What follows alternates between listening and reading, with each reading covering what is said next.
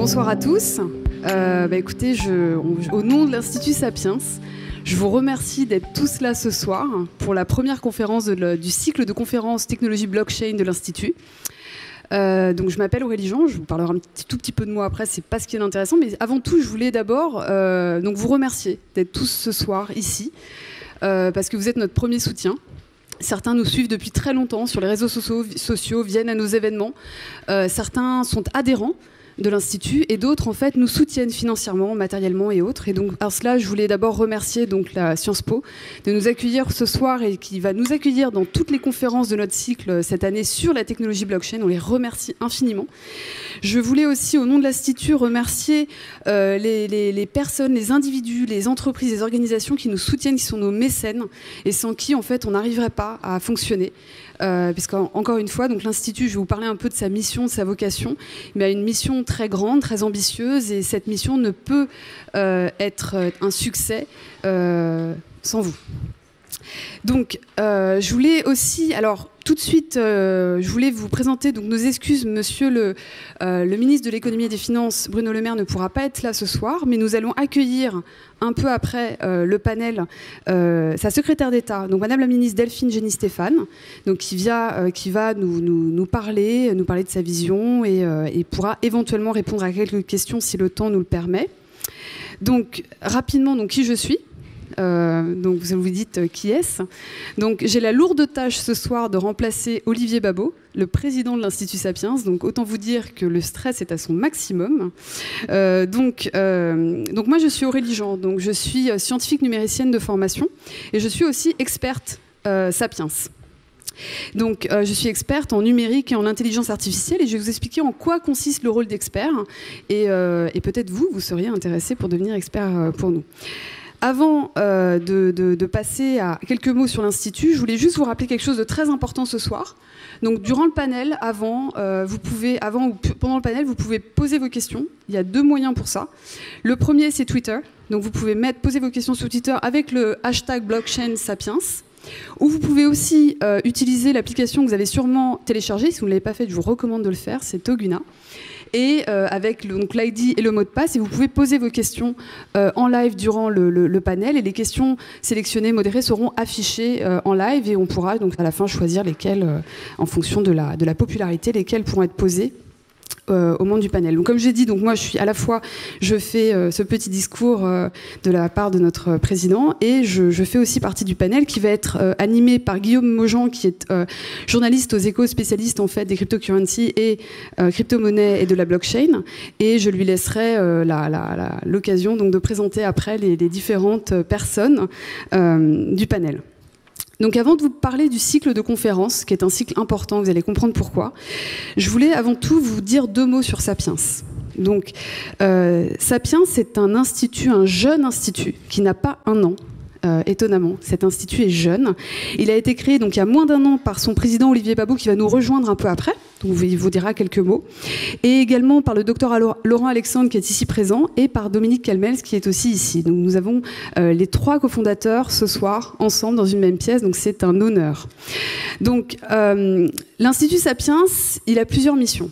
Mais sa mission principale, j'ai envie de dire, c'est une mission qui est très noble et qui s'inscrit directement dans ce qu'on appelle la révolution numérique, la révolution technologique, et de savoir quelle est la place de l'homme dans cette révolution, ou du moins comment lui redonner une place, ou d'être sûr que sa place soit durable dans le temps. Et pour ça, je reprendrai la phrase d'Olivier Babot, du manifeste qui a été disposé, je crois, sur certaines tables, que je vous recommande, le manifeste du second humanisme, dans lequel il écrit « Pour que l'avenir ait besoin de nous ». Et je pense que cette phrase est importante parce que pour trouver sa place dans cette révolution technologique, il faut la comprendre. Pour la comprendre, il faut comprendre les tenants, les aboutissants, il faut aussi comprendre les termes technologiques, mais aussi les défis, les challenges, les opportunités, les risques. Et c'est la mission de l'Institut Sapiens, c'est de rendre intelligible la révolution numérique. Et donc justement, j'aime beaucoup donner ce chiffre. Il y a une étude récente de l'Institut d'IA du Canada qui a donné le chiffre suivant. Il y aurait aujourd'hui un petit peu plus de 22 000 experts en IA dans le monde détenteurs d'un doctorat. 22 000, c'est très peu. Et j'aime bien donner ce chiffre parce que pour moi, ça démontre à quel point cette révolution peut être à la fois, j'ai envie de dire, populaire et élitiste. Populaire parce qu'en fait, elle va toucher tout le monde, elle va toucher toutes les disciplines, toutes les entreprises, tous les pays, tous les individus, à différents niveaux, à différentes échelles. Pour parler de l'entreprise, bien évidemment, ça touche toutes les disciplines, que ce soit l'économie, la finance, la médecine, l'éducation, le retail et autres. La politique aussi. Et donc ce chiffre est quand même très bas. Et ça démontre quand même beaucoup de choses sur cette révolution. Et je vous dis ça parce que je fais partie de ces experts, en fait, de ces 22 000, et je crois qu'on a une mission. Et cette mission est alignée avec celle de l'Institut Sapiens, qui souhaite justement mettre ces experts aussi en avant et de les faire réfléchir ensemble aux thématiques importantes de notre société qui s'inscrivent dans la révolution numérique. J'aime aussi dire cette chose. J'aime aussi dire que pour la première fois de l'histoire de l'humanité, les décideurs économiques et politiques de nos pays dans le monde ne comprennent pas la révolution en cours. Alors quand je dis ça, je veux dire en fait, c'est que à l'époque de la révolution industrielle, vous pouviez assez facilement soulever le capot d'une voiture ou d'une machine et de comprendre grosso modo le fonctionnement de l'outil par le caractère tangible de la machine. Aujourd'hui, la révolution numérique, on est dans l'intangibilité. À un point, c'est qu'on utilise des mots qu'on n'arrive pas à imaginer, à voir dans son esprit, et les gens utilisent des mots sans véritablement comprendre ce qu'il y a derrière. Parmi ces mots, il y a la blockchain. Et c'est pour ça vous allez voir que ce cycle de conférences, c'est très intéressant puisqu'on va aborder différents domaines d'utilisation, d'application de la technologie blockchain. Donc justement, quelle est la mission de Sapiens ? La mission de Sapiens, c'est de rendre intelligible, de donner une explication intelligible des tenants et des aboutissants de cette révolution numérique et d'en proposer une lecture aux citoyens, aux politiques, aux décideurs économiques par des analyses scientifiques mais aussi sociétales et économiques de cette révolution. Je voulais vous donner quelques chiffres. Donc, comme je l'ai dit, un jeune institut, nous n'avons pas un an. On a déjà de beaux résultats, de nombreuses études. Donc, ces études sont coécrites avec les experts de Sapiens, mais aussi notre chargé d'études Erwan Tison, donc, qui est ici présent, qui est brillant. Donc nous avons 12 études qui sont déjà sorties en moins d'un an. Depuis janvier, 12 études sont sorties, 30 sont en développement, sur des sujets divers. Ça va être l'économie, la médecine, la sociologie, juridique, numérique, IA et tant d'autres. On a 50 experts, on a 13 disciplines qui sont balayées. On a aussi une femme admirable qui s'appelle Sophie, et qui est donc notre directrice de relations institutionnelles, et qui sans elle, en fait, nous ne serions pas là aujourd'hui, et ce cycle n'existerait pas. Donc je pense qu'il faut la remercier, et elle fluidifie en fait la communication et les relations avec les institutions, qui sont des partenaires, des collaborateurs, des gens qui nous soutiennent d'une manière ou d'une autre. Donc on a une jolie équipe, et cette jolie équipe, en fait, elle peut fonctionner parce que vous êtes là. Et donc là, je vais prendre une casquette que j'aime pas prendre, mais je vais la prendre quand même, c'est la casquette commerciale. Et Dieu sait que je n'ai pas de formation commerciale, donc je vous prie d'être très indulgent avec moi. Donc, comme vous le savez, on peut être adhérent de l'Institut Sapiens. Je vois des sourires, c'est bien, vous êtes déjà adhérent peut-être. Non, presque, il faut. Donc justement, je vous conseille fortement d'adhérer à l'Institut. Pourquoi ? C'est 100 € par an, c'est rien du tout. C'est rien au vu de tout ce que vous pouvez faire au sein de l'Institut. Donc qu'est-ce qu'on fait à l'Institut ? On a ces cycles, comme aujourd'hui. Donc beaucoup d'entre vous sont invités. On a ces cycles comme aujourd'hui de conférences. On a des petits déjeuners chez Sapiens qui sont 1 heure, de 8h30 à 9h30. On en avait un ce matin, par exemple, sur l'énergie. On en avait il y a une semaine sur la réforme de l'éducation professionnelle, avec, entre autres, madame la députée. On a beaucoup de choses comme ça. On a aussi des rencontres privées d'adhérents au sein de nos locaux, donc à l'Institut Sapiens, pas très loin d'ici, où on échange, on essaie de développer des idées, des réflexions autour des grands sujets sociétaux, économiques, numériques, autour toujours de la révolution numérique pour trouver une place pour l'humain. Et donc, on a besoin de vous, on a besoin de votre aide, et surtout, on veut que vous nous aidiez à avancer dans cette réflexion commune. Et je dis bien commune, parce qu'il y a l'individu, il y a la communauté, et tous ensemble, on peut collaborer et mieux comprendre en fait cette révolution sous différents angles, sous différentes formes, et avec nos visions différentes. Alors, c'est très intéressant, parce qu'en fait, quand Olivier m'a demandé de le remplacer ce soir, en tout cas pour le speech, et de parler, j'ai pensé que je ne peux pas parler de Sapiens comme Olivier parce qu'en fait, il incarne, selon moi, la vision de l'Institut. Je ne peux pas en parler aussi bien. J'aimerais, mais je ne peux pas. Mais par contre, il y a quelque chose que je peux faire. Je peux vous expliquer pourquoi j'ai rejoint Sapiens en tant qu'experte. Et ça, je peux vous l'expliquer. Donc, il y a plusieurs raisons pour lesquelles j'ai rejoint l'Institut. Alors, la première, c'est que Sophie McLaughlin, donc, qui est directrice des relations institutionnelles, est une très bonne amie à moi. Et quand elle m'a demandé, je lui ai tout de suite dit oui, en fait. Parce que pour ceux qui la connaissent, il est très difficile de dire non à Sophie. La deuxième raison, c'est que je pensais en effet que je pouvais peut-être apporter quelque chose à cet institut. De par mon background, ce que j'ai fait avant, donc j'utilise les mathématiques et le code informatique dans différentes disciplines. Je l'ai appliqué dans l'ingénierie, la médecine, l'économie, la finance, le journalisme, l'éducation. Donc j'ai plusieurs, on va dire, champs disciplinaires à mon actif. Et aussi, je vis maintenant, après 9 ans passés aux États-Unis, je vis aujourd'hui entre les États-Unis et la France. Donc en fait, je peux aussi réfléchir à cette double culture et qu'est-ce que ça peut apporter en fait à des rapports, à des études et à des réflexions, encore une fois, communes. Et ce qui m'a convaincue aussi, c'est la nature même de l'Institut. Et c'est ça que je veux vous dire.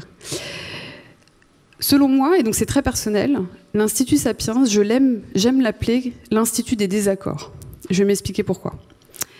Il y a beaucoup d'instituts, il y a beaucoup de think tanks, il y a beaucoup d'instituts qui réfléchissent en fait à des questions importantes, économiques, politiques, sociétales, énormément, numériques, énormément. Ce que j'aime à l'Institut Sapiens, c'est que les gens ne sont pas d'accord. Les experts ne sont pas d'accord entre eux. Et je pense que c'est bien. Et c'est une raison importante. Et c'est ça qui m'a convaincue. Et j'aime bien reprendre cette phrase de Gandhi qui disait que les désaccords honnêtes sont le signe de progrès. Et je pense que ça montre à quel point l'Institut Sapiens peut avoir un impact fort en termes d'innovation et de progrès sociétaux et économiques. Parce que justement, il est rempli d'experts qui ne sont pas d'accord. Du coup, la réflexion est approfondie, poussée, et les études sont d'autant plus enrichissantes, je pense. Donc ce soir, on a notre première conférence du cycle blockchain. La blockchain, quand on pense blockchain, on pense crypto-monnaie. Mais en réalité, la blockchain, c'est avant tout une technologie qui a certes été utilisée en premier dans les crypto-monnaies, mais qui en fait a des applicabilités très larges. Et c'est ce dont on va parler tout au long du cycle. Pour autant, on a décidé de commencer ce soir avec les crypto-monnaies parce que, historiquement, même si on a eu, il faut quand même le dire, la blockchain a été développée sur pas mal de technologies existantes, comme la cryptographie, par exemple, la double clé, des choses comme ça. Néanmoins, la première application directe de la blockchain a été les crypto-monnaies. Donc on commence ce soir avec ça, mais sachez qu'après, la prochaine conférence va être en novembre et on va parler d'autres sujets. On va parler de la médecine, on va parler de la politique, plein de sujets comme ça, des gouvernances, pour montrer en fait comment la blockchain peut impacter tous les domaines. Encore faut-il en comprendre les mécanismes, les tenants, les aboutissants technologiques, en tout cas un minimum, pour pouvoir connaître, découvrir le champ des possibles de cette technologie et aussi de voir les possibles limitations et de réfléchir aussi en termes de réglementation et d'usage. Donc voilà. Et pour finir, donc, je vous remercie encore d'être là ce soir. J'ai essayé d'être courte. Je voulais vraiment vous dire en fait qu'encore une fois, on voulait vous remercier. Vous êtes nombreux ce soir à être venus, vous êtes nombreux à vous être inscrits. On a eu peu d'annulations, donc c'est important. Et j'espère sincèrement que cette première conférence va vous plaire. Elle va vous nourrir technologiquement, humainement, et qu'elle va vous allez repartir de cette conférence avec les clés.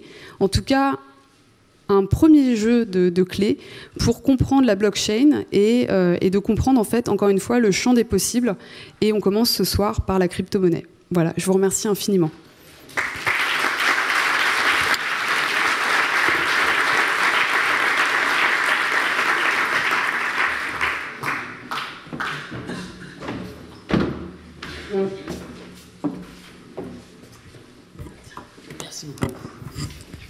Merci beaucoup Aurélie. Je suis donc Guillaume Maujean, je travaille aux Échos et je suis ravi d'animer cette première conférence de l'Institut Sapiens qui a été intitulée, je crois, les crypto-monnaies des faux monnayeurs.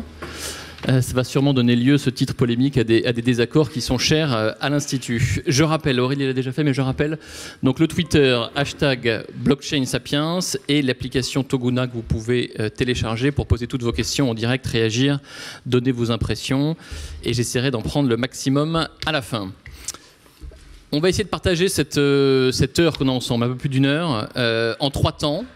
Un premier temps pour comprendre le mécanisme des crypto-monnaies, comprendre comment ça fonctionne, être le plus pédago possible. Il y a beaucoup de jeunes dans la salle et sur ce sujet, je crois qu'il est toujours important d'être pédago. Un deuxième temps qui sera consacré à la blockchain et ses applications. Et puis un troisième à la réglementation qui bouge énormément en ce moment, notamment en France. Et ce sera précieux d'avoir le témoignage de la secrétaire d'État. Nos panélistes, je vais commencer par Éric Larchevêque. À ma droite, Éric Larchevêque, vous êtes ingénieur, serial entrepreneur, vous avez monté plusieurs projets dans divers secteurs en Europe. Et en 2013, vous découvrez le Bitcoin, la technologie blockchain. Vous créez d'abord la maison du Bitcoin à Paris avec Thomas France, qui a beaucoup évolué et s'est amélioré depuis. Et puis surtout, vous cofondez Ledger. Ledger, c'est une société qui a levé 75 millions de dollars en janvier dernier. Notamment avec son produit, le Nano S, la Nano S, je ne sais pas comment on dit. Le Nano S, en tout cas, c'est un mini coffre-fort digital pour crypto-monnaie qui est de la taille d'une clé USB et qui s'arrache littéralement, puisque l'année dernière, vous en avez vendu plus d'1 million dans 165 pays. Votre ambition maintenant, c'est de faire de Ledger un des leaders technologiques européens et vous, notamment, visez une valorisation de plus de 10 milliards, il me semble. Hein. Voilà, on va essayer. Je vous mets un peu la pression. Philippe Heim, vous êtes directeur général délégué de Société Générale depuis mai 2018. Après avoir débuté dans la fonction publique, vous avez conduit un parcours en 2 temps au sein de Société Générale depuis 2007, d'abord comme banquier conseil, puis au service de la stratégie et des finances du groupe. Vous êtes diplômé de l'École supérieure de commerce de Paris, le SCP Europe, de Sciences Po, donc vous retrouvez les amphis qui vous ont été chers, ainsi que de l'ENA. Aurélie Jean, vous êtes déjà présenté, mais je vais en dire un peu plus, parce que vous avez été modeste. Vous êtes docteur en mécanique numérique et sciences des matériaux de formation. Vous avez toujours eu une appétence pour les matières scientifiques, en particulier les maths et la physique. Vous avez fait vos armes au MIT. Et vous ne l'avez pas dit, mais vous vous engagez depuis de nombreuses années dans la promotion des métiers du code pour les femmes, qui sont encore sous-représentés dans ce domaine. Vous avez aussi fondé In Silico Veritas, qui est une agence de conseil analytique et numérique. Je rajoute que vous êtes consultante indépendante pour le BCG, vous enseignez l'algorithmique aux États-Unis. Et en France, on peut vous lire dans Le Point et dans sa newsletter Phébé. Clément Tequi, enfin. Clément Tequi, vous êtes diplômé du Master in Management de l'ESCP Europe et titulaire d'une maîtrise en maths appliquée à l'économie et à la finance. Vous êtes spécialisé dans la modélisation financière complexe et quantitative au sein du cabinet Accuracy. Vous êtes technophile, vous êtes intéressé très tôt au potentiel de la blockchain. Vous êtes cofondeur de l'initiative Blockchain Accuracy et co-auteur d'un excellent ouvrage qui est paru au printemps dernier qui s'appelle Blockchain vers de nouvelles chaînes de valeur. Voilà, je crois que j'ai tout dit, on va pouvoir entrer dans le vif du sujet. Les crypto-monnaies d'abord pour cette première partie. On va commencer peut-être par replacer les crypto-monnaies dans le temps long, peut-être pour décrisper un peu le débat avec vous, Clément Tequi. Les cryptos, est-ce que c'est vraiment une rupture dans l'histoire des monnaies ou est-ce qu'on peut trouver une forme de continuité historique si on repart même depuis le Moyen-Âge? Merci. Donc oui, exactement, c'est la question qu'on s'est posée dans l'ouvrage Blockchain vers de nouvelles chaînes de valeur. Et donc ça tombe bien d'être rassuré ce soir parce que finalement c'est un plan qui est assez classique. Donc c'est finalement les crypto-monnaies qui sont entre rupture et continuité lorsqu'on s'intéresse à l'histoire économique et monétaire des supports monétaires. Donc en effet, pourquoi continuité? Donc continuité parce que lorsqu'on regarde dans le temps long, donc en histoire, on se rend compte qu'il y a une évolution permanente des supports monétaires. Et en fait, souvent, on a remarqué que l'évolution des supports monétaires va de pair avec l'innovation technologique qui permet l'émergence de nouveaux supports monétaires. Donc je vais prendre quelques exemples qui vont permettre d'illustrer un petit peu cette évolution. Donc au 4e millénaire, on voit apparaître en Mésopotamie, dans la culture du Uruk, l'écriture à travers les tablettes d'argile. Et finalement, au début, l'écriture, ça servait essentiellement pour diriger l'État et permettre de faire une comptabilité. Donc c'était utilisé comme une sorte de support monétaire, et c'est le premier support monétaire de l'histoire qui est apparu grâce à l'écriture. Donc, sauf qu'évidemment, c'était pas non plus un support monétaire très pratique, notamment pour des questions de fongibilité. Donc les échanges n'étaient pas forcément optimales avec une tablette d'argile. C'est pour ça que grâce à la maîtrise de la métallurgie aux alentours du 7e siècle avant Jésus-Christ, on a pu avoir apparaître en Grèce, au 7e siècle, donc, les pièces métalliques, qui étaient beaucoup plus pratiques pour le commerce et qui est de fait de leur fongibilité. Donc c'est intéressant. Donc, la légende dit que c'est près de la rivière Pactole, donc d'où l'expression toucher le Pactole, qui ont été en fait forgées les premières pièces de monnaie en Grèce. Et donc ensuite, quelques siècles après, au XVe siècle, on voit apparaître l'imprimante, qui permet de faire émerger en fait l'imprimerie qui permet de faire émerger les billets comme forme et support monétaire, qui était beaucoup plus finalement pratique d'utilisation que la pièce de monnaie, puisque on demandait moins de travail. Et donc finalement, c'est pour ça qu'on dit que la blockchain, c'est une continuité historique, parce qu'en fait, il y a une innovation technologique, comme vous l'introduisiez tout à l'heure, c'est la technologie blockchain, qui permet de faire émerger un nouveau support monétaire, en l'occurrence les crypto-monnaies. Donc ça, c'est pour ça qu'en fait, lorsqu'on essaye de prendre un petit peu de recul, on se rend compte que c'est normal, cette évolution monétaire. Et en même temps, il y a une forme de rupture par rapport à cette technologie blockchain, puisque pour la première fois dans l'histoire, on a un support monétaire qui est complètement décentralisé. Et pourquoi c'est essentiel de dire ça? Parce qu'en fait, lorsqu'on reprend l'histoire longue, que ce soit les tablettes sumériennes, les pièces métalliques, les billets de banque, la création des banques centrales au XVIIe siècle, à chaque fois, la valeur de la monnaie était toujours garantie par un tiers de confiance. Ce tiers de confiance peut être soit un État, soit une banque, quelque chose comme ça. Donc en fait, parce que c'est vrai que finalement, la monnaie, ce n'est rien d'autre, n'a pas de valeur intrinsèque en tant que telle, et la seule valeur intrinsèque qu'a une monnaie, c'est la confiance qu'on lui accorde. Et souvent, c'est le tiers de confiance, en l'occurrence l'État ou une banque, qui garantit cette confiance dans la monnaie.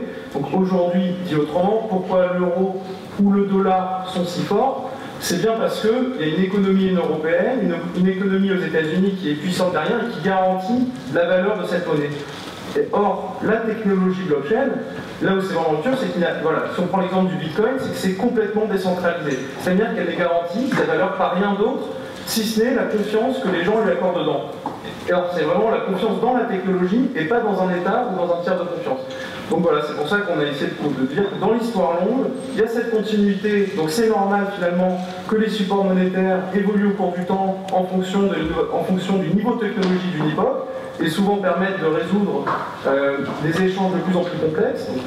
Aujourd'hui, c'est ce que permet la blockchain, et en même temps, il y a cette rupture parce que pour la première fois, on a une monnaie qui émerge de manière un petit peu ex nihilo, un petit peu en lévitation, et qui pourtant a une valeur, puisqu'aujourd'hui, un bitcoin se valorise autour de 5 600 €. Ce qui est intéressant en plus, c'est qu'effectivement, la création des premières crypto-monnaies du Bitcoin, ça intervient en 2008-2009, après la crise financière, après les affaires de la NSA. Donc c'est évidemment loin d'être anodin. On voit bien qu'il y a continuité et rupture.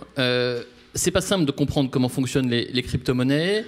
Beaucoup d'économistes disent, même très sérieux, disent que ça repose sur rien. Alors vous, Éric Larchevêque, quand vous découvrez le Bitcoin et les cryptos, qu'est-ce qui vous fascine le plus? Comment est-ce que vous expliqueriez cette fascination que vous avez eue pour ce monde-là?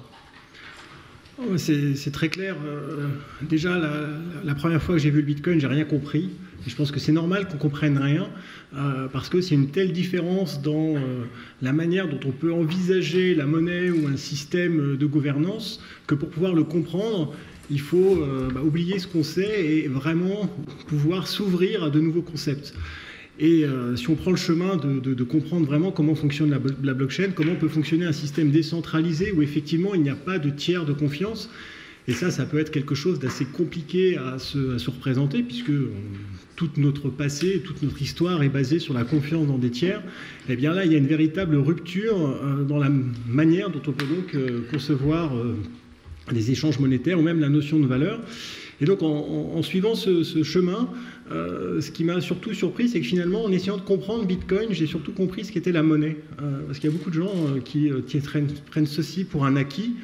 Qu'est-ce qu'une monnaie? Qu'est-ce que l'euro? Pourquoi ça a de la valeur? Beaucoup de gens même pensent, je ne sais pas si c'est encore le cas maintenant, que c'est garanti par de l'or. Les gens se disent, la Banque de France, il y a de l'or, et donc un euro, ça représente une partie de l'or, etc. Et en fait, ça ne fonctionne pas du tout comme ça. Et donc, au moins, l'intérêt de s'intéresser au Bitcoin, à la blockchain, c'est qu'on comprend mieux l'univers qui nous entoure. Et il y a effectivement une véritable fascination dans un système décentralisé, distribué, qui arrive à fonctionner sans avoir une tête à couper, et d'être basé sur la capacité de pouvoir résister à la censure, de pouvoir avoir une véritable résilience Et la force de Bitcoin, c'est d'avoir pu démontrer sur ces 10 dernières années, parce qu'on va fêter les 10 ans de Bitcoin, que malgré tout ce qui a pu se passer, malgré tous les vents contraires, malgré toutes les crises, les hacks, les problèmes, les scandales, tout ce qu'on peut imaginer, au final, Bitcoin est toujours là. Et c'est la démonstration que cette technologie fonctionne et qu'elle s'inscrit dans une véritable résilience. Donc c'est un véritable chemin un petit peu initiatique de pouvoir comprendre les bases de la blockchain. Ça peut mettre du temps. Moi j'ai mis une bonne semaine avant de comprendre, donc il ne faut pas s'étonner si au bout de la première, la deuxième fois, la troisième fois on ne comprend toujours pas, parce que c'est quand même un concept qui sort des sentiers battus. Par contre, quand je l'ai compris, j'ai vraiment eu une sorte d'épiphanie, une révélation, en me disant que le potentiel de cette technologie était il y avait un véritable potentiel de 4e révolution industrielle.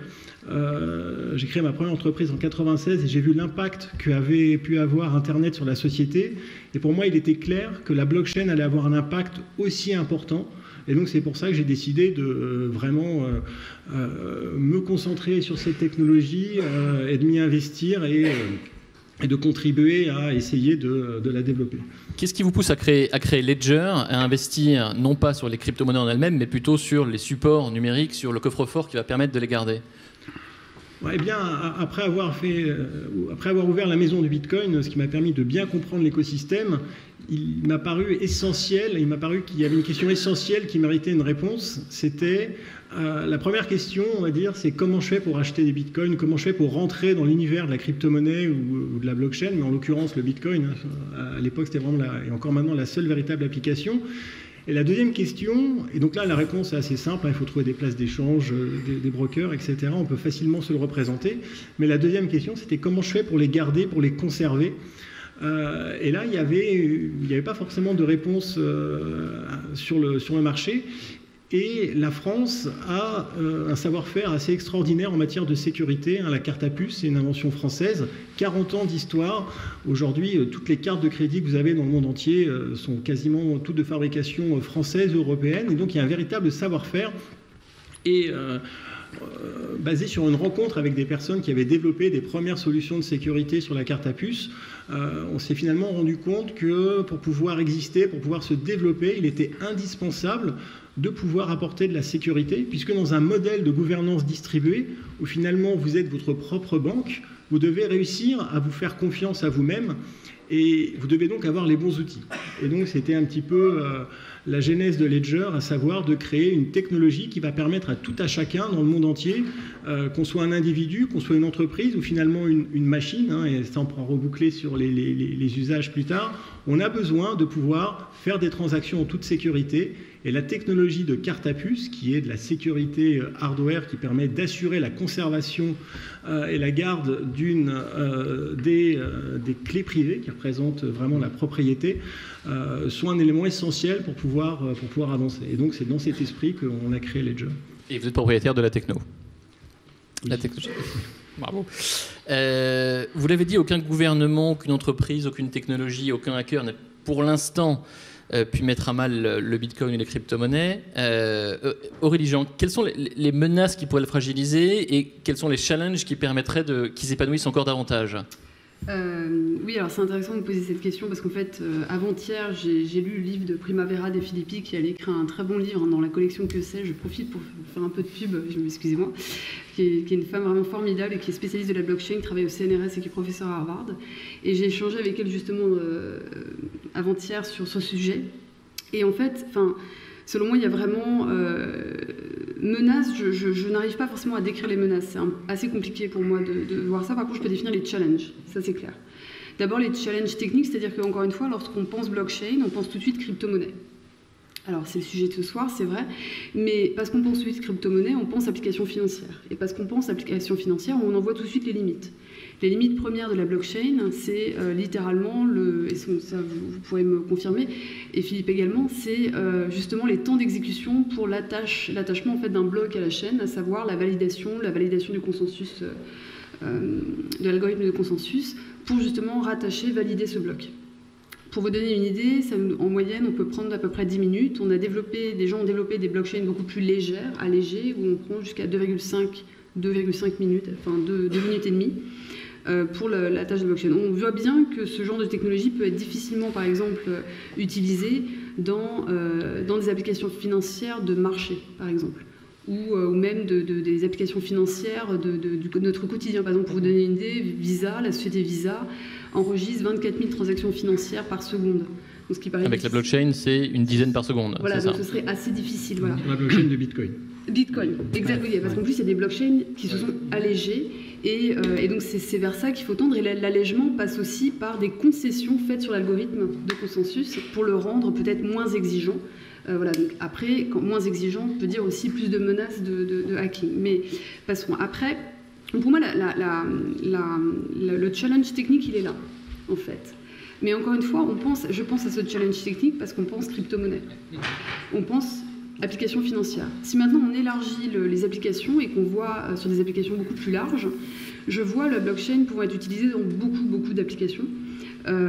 Les applications de gouvernance, les applications juridiques, pour la validation d'un contrat, pour l'exécution d'un contrat, pour les assurances, pour des notaires, entre autres, on en parlera peut-être ce soir, mais l'utilisation des smart contracts, qui sont en fait l'incorporation de bouts de code, de scripts littéralement, qui sont exécutés dans ce bloc, quand ils sont appelés.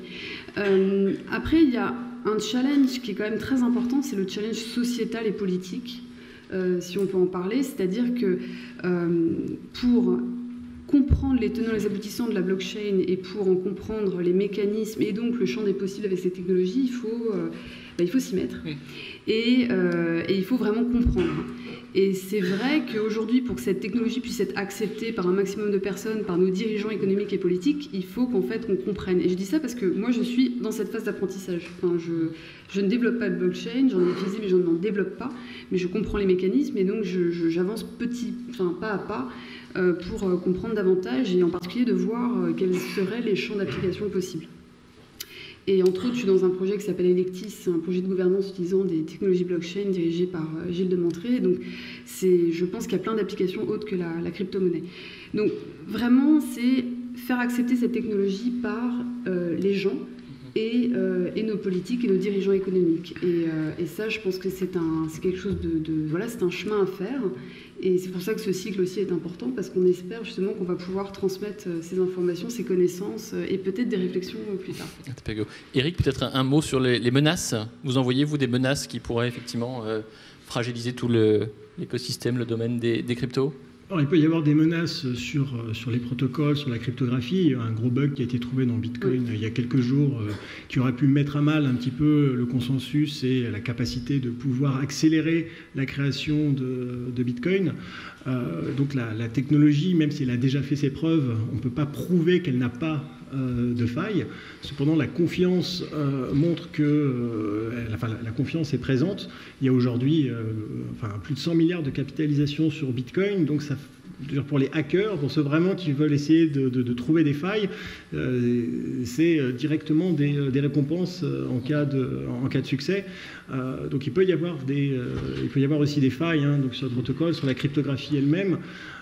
Mais bon, ça c'est quelque chose qui paraît quand même peu probable. Ensuite, je suis assez d'accord, c'est surtout des challenges, challenges de scalabilité, des challenges de s'adapter à des vitesses de transactionnels et des volumes transactionnels qui pourraient être bien plus énormes que ce que peut supporter Bitcoin aujourd'hui ou même d'autres transactions, d'autres blockchains comme Ethereum, qui, bien sûr, ne peuvent pas rivaliser avec Visa. Et aujourd'hui, ce n'est pas l'objectif, c'est plutôt une alternative qu'un système de paiement qui peut scaler autant. On en parlera après. Aurélie, oui, un mot avant de passer la parole à Philippe. Parce que je me souviens avoir lu un article il y a un petit moment déjà dans un système blockchain, en fait, ce qui se passe, c'est qu'il y a les gens sont anonymes. Anonymisation. Merci Guillaume. Et donc, on a vu en fait certaines personnes utiliser des blockchains pour faire des transferts d'argent, pour financer de l'armement, du contenu pornographique illégal, des choses comme ça. Voilà, les risques pour moi sont là et voilà, il faut en prendre conscience, mais Mais bon, ce n'est pas à cause de la blockchain, c'est ça, c'est à cause des personnes qui le font. Et un autre point que j'ai oublié aussi, c'est il y a aussi des terroristes ou des vendeurs d'armes qui utilisent de l'argent liquide. Voilà, on parle aussi beaucoup de risques. Interpol a publié un rapport comme quoi il y avait eu 0 acte de terrorisme qui avait été utilisé par la blockchain, donc ça relève aujourd'hui un petit peu. Il y en a eu pour le trafic d'armes, ça j'ai vu des articles. C'est surtout sur les ransomware que c'est utilisé en fait. Lorsqu'on va hacker une entreprise, on va demander un paiement en bitcoin. Le paiement en bitcoin, c'est assez pratique parce que pour être exact, c'est pas, le bitcoin en l'occurrence, c'est pas de l'anonymat, c'est du pseudo-anonymat. Pseudo-anonymat parce qu'on a des listes, des signes 1, 0. Parce qu'il existe des blockchains qui sont complètement anonymes. C'est vrai. Et aussi, un point important, c'est la réglementation. Je dis ça parce que hier, j'ai découvert que la CNIL avait sorti un rapport en fait, sur la technologie blockchain en lien avec pour satisfaire le RGPD. Et donc il y a ça aussi qui est très important, c'est que pour mettre en place des réglementations, si on les met en place, il faut qu'elles soient intelligibles et intelligentes. Et pour ça, il faut qu'elles se fassent aussi avec des acteurs comme vous, Eric, comme Philippe, voilà, des gens qui sont dans cette économie, dans cette technologie et dans son application directe. Voilà. Alors Philippe Heim, quel est le regard du banquier sur tout cet univers qui menace un peu son existence, qui menace quand même de désintermédier ces producteurs de monnaie que vous êtes? Alors effectivement, je vais essayer de décrire le point de vue du banquier par rapport à la technologie, par rapport aux crypto-monnaies. Je vais essayer de faire émerger un désaccord honnête, source de progrès, sur cette question, en te paraphrasant. Je crois que déjà le point de départ du banquier par rapport à la question des crypto-monnaies, c'est de préciser, en termes sémantiques, peut-être l'appellation crypto-actif est plus précise que crypto-monnaie. Une monnaie, on est ici à Sciences Po, dans un amphi où beaucoup ont eu des cours d'économie, une monnaie a des fonctions, a des attributs. Une monnaie, c'est une unité de compte. Une monnaie, c'est quelque chose qui facilite des échanges et c'est une réserve de valeur. Ce qui peut servir de monnaie, c'est fondamentalement quelque chose qui a un attribut de stabilité. Et vous voyez bien qu'avec le Bitcoin, si on regarde, alors je suis fasciné par l'aspect technologique, je vais revenir dans un instant, parce que dans Bitcoin, le blockchain ouvre des perspectives qui sont très intéressantes technologiquement pour plein d'applications, y compris financières. Si je prends les crypto-monnaies, enfin ce qu'on appelle les crypto-monnaies et les crypto-actifs, quand on voit par exemple que l'année dernière, en 2017, on a commencé l'année avec une valorisation sous votre contrôle, l'unité était à 1000 $, on a fini à 19 000 en fin d'année, et on est ce soir à peu près à 6 000 $ l'unité de Bitcoin. Vous voyez que donc on a multiplié par 20 en l'espace d'un an, et on a eu un crash de 80% depuis le début de l'année, donc en 9 mois. Donc on ne peut pas bâtir un système d'échange, ou en tout cas construire un système de réserve de valeur, compte tenu de cette volatilité qui est plus importante que ce qu'on peut connaître actuellement sur les marchés, sur la livre turque, voire même l'inflation qu'on peut avoir au Venezuela avec des montants très importants. Alors, pour ça que je pense qu'il faut être précis, il faut parler de crypto-actifs qui peuvent avoir leur usage pour des gens qui souhaitent investir, spéculer, donc ça peut avoir un intérêt, ça je ne le nie pas. Alors nous, en tant que banque, quelle est notre perspective et pourquoi c'est pas qu'on est frileux, on est agnostique, et pourquoi on est en retrait. La mission fondamentale des banques, on est un secteur régulé, quelque part on intervient en prolongation des pouvoirs publics sur un certain nombre de missions. On doit assurer naturellement la sécurité des systèmes financiers. On se doit de lutter contre le blanchiment et contre le terrorisme, c'est-à-dire concrètement, on doit pouvoir connaître, analyser et comprendre tous les flux financiers que l'on voit sur nos comptes. Donc vous voyez bien que, ipso facto, un des attributs des crypto-actifs, c'est-à-dire, on l'a évoqué à l'instant, l'anonymat, c'est quelque chose qui est totalement antagoniste avec nos missions, nos contraintes, et qui peut nous conduire, si on est défaillant dans l'analyse de ces flux, dans leur traçabilité, à encourir des amendes ou à perdre notre licence. Donc vous voyez, c'est la raison pour laquelle la Banque de France, cette année, excusez-moi, on va très vite, dans un rapport qui a fait grand bruit, un rapport conjoint Banque de France-ACPR, a indiqué que les banques ne pouvaient pas avoir d'activité de collecte de dépôts ou de prêts en crypto-actifs. Car ce serait totalement contradictoire avec leur mission qui est de tracer les flux. Ensuite, deuxième aspect, la protection des épargnants. Alors il y a un certain nombre de nouvelles réglementations, alors c'est affreusement technique, je suis désolé, on vit dans un monde très régulé, mais des réglementations comme MiFID II, on se doit d'assurer que nos clients, nos épargnants à qui nous proposons des produits, maîtrisent la complexité et les facteurs de risque associés à ces produits. Et donc on voit bien que, et ça rejoint une autre préconisation de la Banque de France, l'investissement dans les crypto-actifs, compte tenu de la volatilité que j'ai indiquée et des risques importants de perte en capital, naturellement, c'est une classe d'actifs qui est interdite au grand public. Enfin, interdit. Tout le monde peut investir dans le crypto-actif. On est dans un pays libre, tout le monde peut investir son épargne où il le souhaite. Et en tout cas, avec une nécessaire information de ces investisseurs, de ces épargnants sur les risques associés à ces cryptoactifs, et selon les recommandations de la Banque de France, de la CPR, doivent être réservés aux investisseurs avertis. Alors chacun, tout le monde dans cette salle peut être investisseur averti. Il faut juste bien comprendre les supports dans lesquels on place son argent et accepter naturellement dans la durée ces facteurs de risque. Voilà. Donc il y a tout, en toile de fond d'où nous partons. Alors pour autant, ayant dit cela, je pense qu'il est très intéressant, et je rebondis sur ce que dit Aurélie, la technologie blockchain, la technologie des registres distribués, c'est-à-dire qu'on n'a plus besoin de tiers de confiance, mais on peut sécuriser des transactions, des opérations à travers le blockchain. Ça ouvre des perspectives phénoménales. Je pense que c'est une percée technologique majeure, et on pourra développer, mais il y a des fruits extrêmement féconds qu'on va pouvoir tirer de la technologie. Transition parfaite. Clément Téqui, justement, va se focaliser sur la blockchain et ses applications. Vous êtes convaincu, en tout cas vous le dites dans votre ouvrage, que la blockchain est un outil de transformation de la vie économique et sociale. Est-ce que vous pouvez nous dire, notamment à partir d'exemples concrets, comment ça peut en tout cas redessiner la carte économique?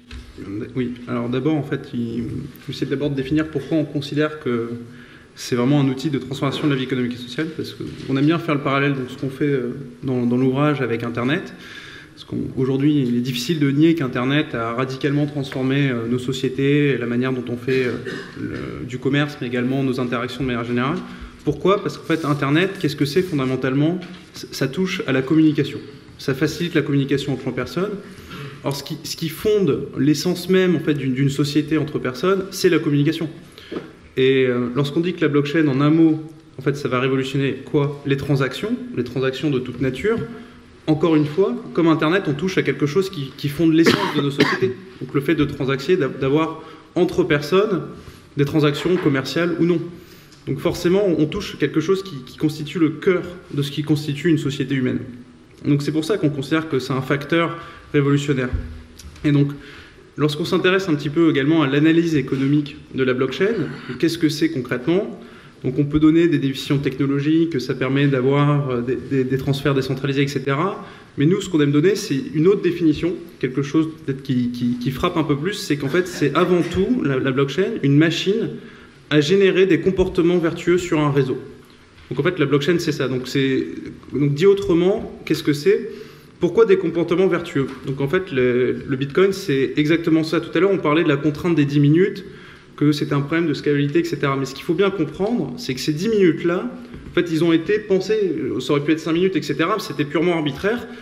Et l'idée, c'était d'aligner en fait les intérêts entre les producteurs, donc les mineurs qui sécurisent le réseau, et le consommateur, celui qui utilise les transactions. Donc en fait, le Bitcoin, le génie du Bitcoin, c'est en fait réussir à synthétiser la science cryptographique, les mathématiques, la science informatique, pour créer un alignement des intérêts parfait entre le consommateur et le producteur pour faire émerger un réseau décentralisé qui fonctionne de manière autonome.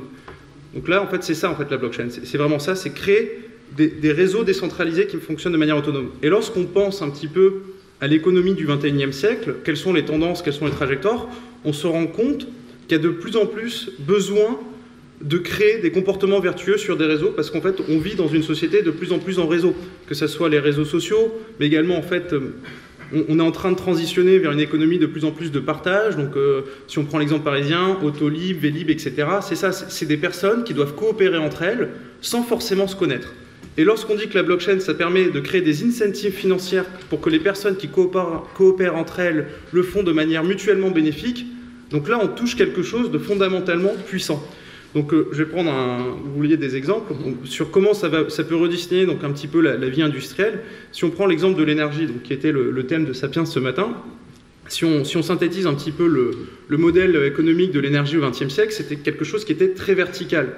Donc on avait une usine de production qui allait déverser sa production vers des consommateurs atomisés.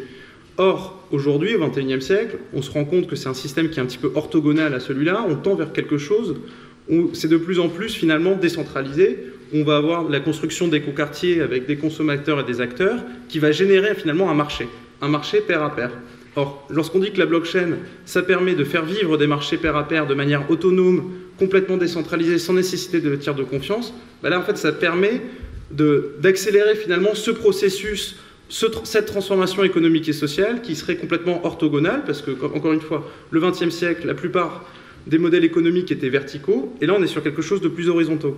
Également, une des problématiques aujourd'hui qu'on rencontre au XXIe siècle, avec des entreprises qui sont de plus en plus mondialisées, avec des chaînes de valeur, des supply chains qui sont difficiles à gérer parce qu'on a des approvisionnements dans de nombreux pays, on doit réussir à tracer l'information. Et un des usages qu'on n'a pas encore souligné de la blockchain, c'est qu'elle permet d'améliorer, la traçabilité de l'information, et la transparence.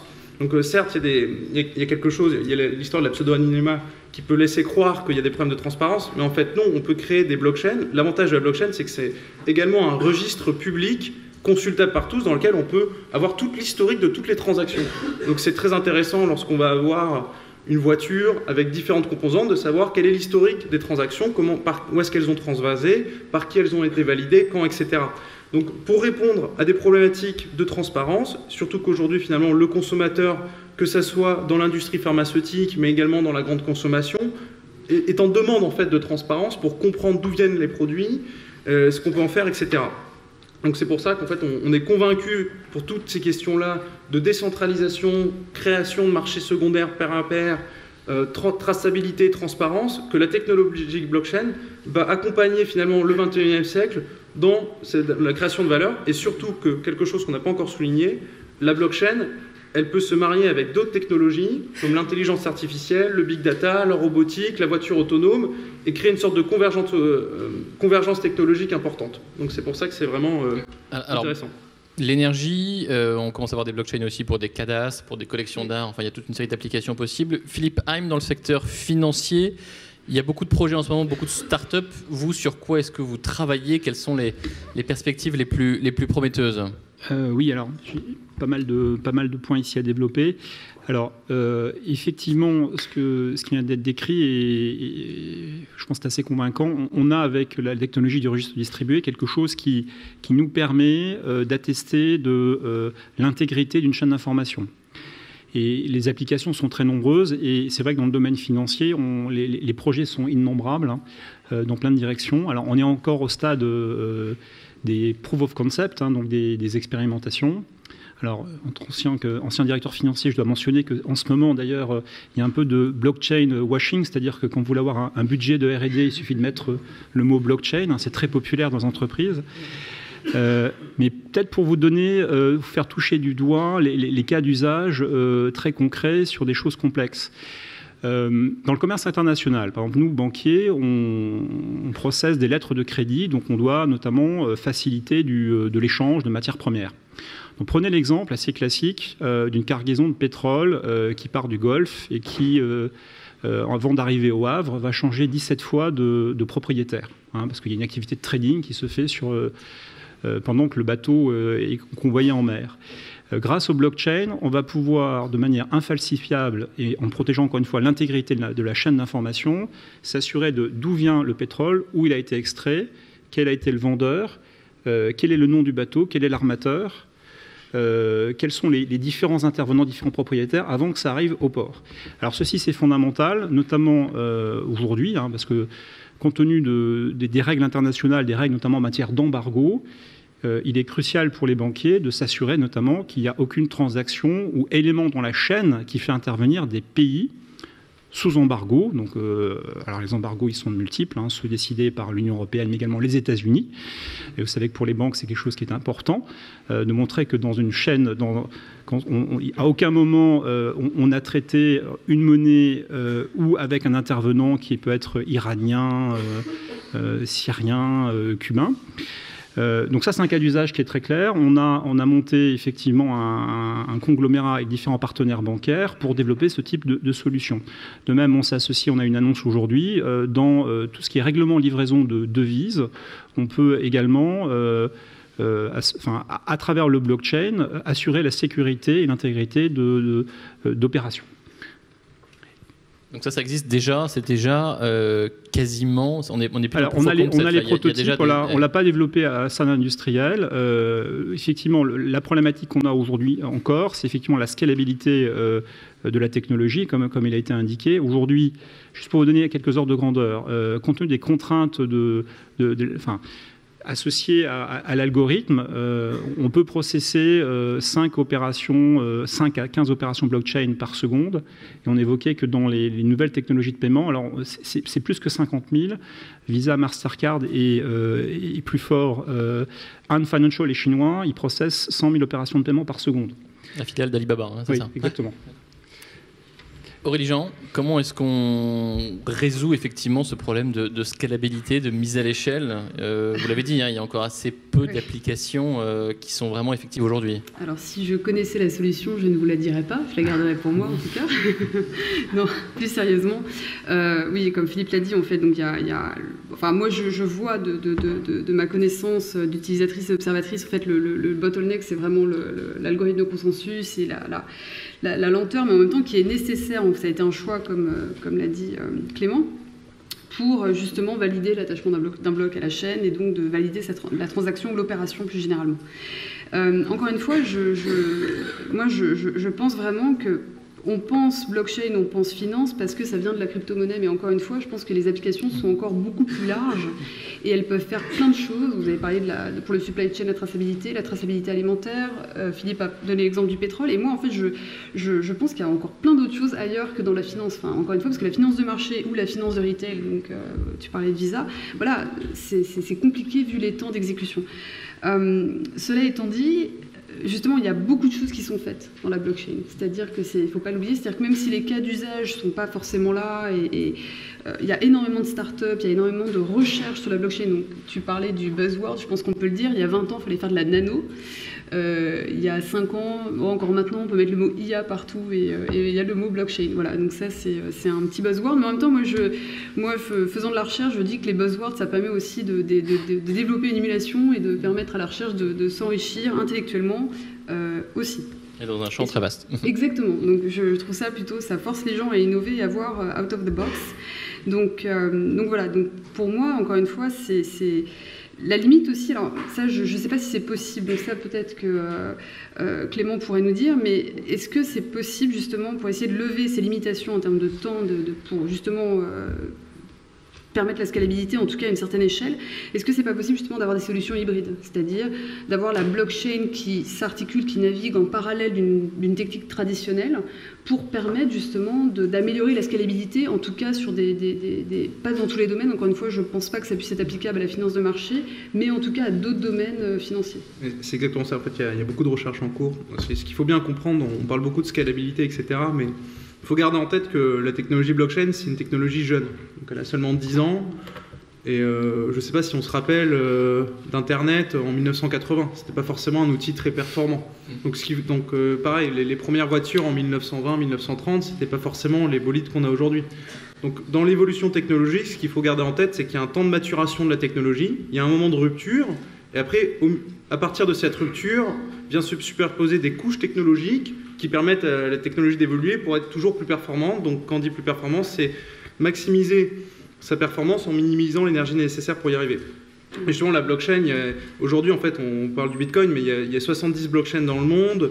Il y a Ethereum qui permet le déploiement de 70 contrats, mais il y a aussi une blockchain qui s'appelle Komodo, qui permet de faire plus de 40 000 transactions à la seconde, donc qui serait l'équivalent de Visa. Pourquoi? Parce qu'il y a des solutions technologiques qui existent, comme le Lightning Network, l'Atomic Swap, le Summary Swap, qui te permet de faire des transactions intra-chaînes, etc. Donc c'est des termes qui sont très techniques, très informatiques, mais il y a toute une communauté de développeurs qui existent dans le monde et qui sont là pour optimiser le code, améliorer, créer des blockchains toujours plus performantes. Donc le problème de scalabilité, à terme, ne sera plus un problème. Et justement, une question sur Twitter, sur Toguna, pardon, sur le Lightning Network de Bitcoin, ne résout-il pas le problème de scalabilité? Pas complètement.